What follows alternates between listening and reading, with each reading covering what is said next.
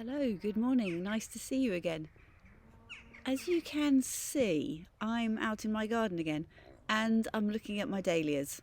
So, over the last couple of nights, we've had some frost. I hope you can see these. And although it's made the early mornings look beautiful and crisp and white and sparkly, and I love it, it's also finished off my dahlias.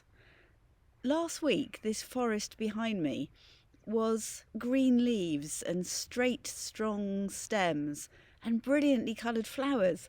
There were orange ones, white ones, yellow ones, pink ones, and my particular favourite, which is a flower that seems to have got all the colours of the sunrise in one flower. But now they've gone.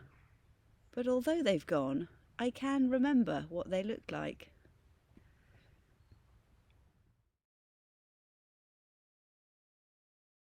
November is a month for remembering. At the beginning of the month, we had a day called All Souls Day, which you might not have heard of, but it's a day when people in different places across the world come together to remember people that they've loved who have died. So, very often, candles are lit as a sign of the people that we remember. And maybe after a service, perhaps tea and cake will be shared, and people will tell stories about the good things that they remember. And they smile, even though they may have tears in their eyes, because those people are no longer there and those things won't happen again. And then also at the beginning of November, we have bonfire night. It's another day of remembering. There's a little rhyme I'm sure lots of you know. Remember, remember the 5th of November, gunpowder treason and plot. I see no reason why gunpowder treason should ever be forgot.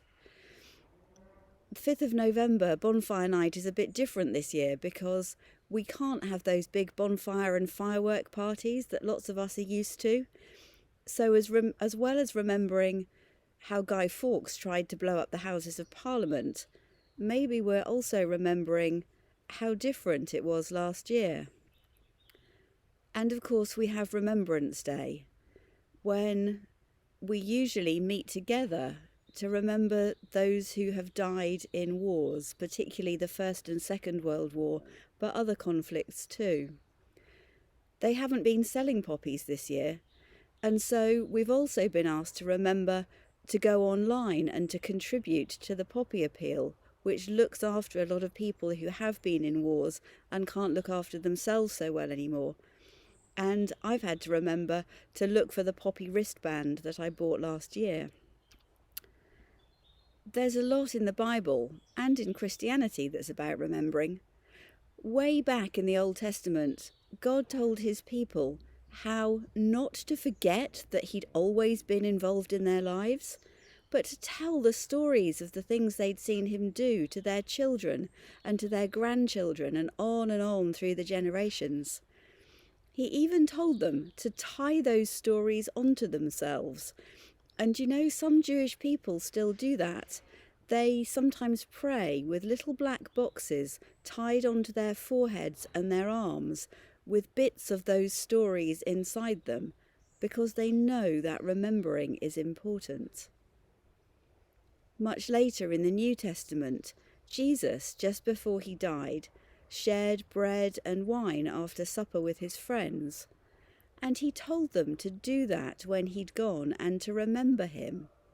And most churches still do that today. I've just finished reading a book about dragons. Anybody here who likes stories about dragons? In the book, the dragons are a bit like our dragonflies, in that they start life as a larva, something that's a bit like a big fat worm that lives in the water. And then they change and they turn into beautiful, colourful dragonflies that can fly and live in the air rather than in the water.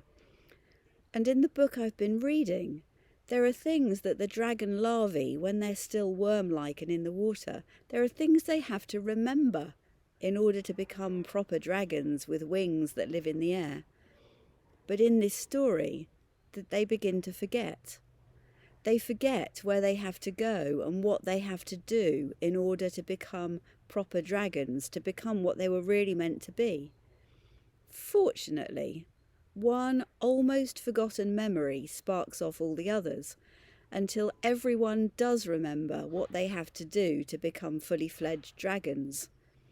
The memories of the dragon larvae matter because remembering and acting on what they remember is part of their story, the story of what they were, what they are now, and what they're meant to be one day. Remembrance Day is in many ways very similar. We look back and we maybe learn about what happened during the First and Second World Wars in particular. We keep meeting together online like this at the moment, and we remind each other that people have fought and died in those wars so that we can live today in peace in a free country. And then we look at today. We give thanks for those who choose to be part of the armed forces, the army, the navy and the air force. Those people who, in their way, work for freedom and peace, even if sometimes it means putting themselves in danger for us. And we also look forwards. We look forwards because in the Bible, God promises that one day we won't need weapons at all, that they're all actually going to be turned into things that will help us grow food, which has got to be a good thing.